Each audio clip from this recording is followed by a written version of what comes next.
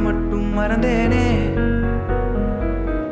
தீ என தெரிந்தும் அடி நானே திரும்பவும் உன்னை தொட வந்தேனே. தெரிந்தே சுகமாயிருந்தேனே. கடும் விஷத்தினை எடுத்து குடித்தாலும் அடி கொஞ்ச நேரம் கழித்தே உயிர் போகும். உந்தன் காதலிலே உடனே உயிர் போகும். காதல் என்றால் பெண்ணே சித்திரவாதை தானே. ஒரு கல் ஒரு கண்ணாடி உடையாமல் மோதிக்கொண்டால் காதல். ஒரு சொல் சில மௌனங்கள் பேசாமல் பேசிக்கொண்டால் காதல்.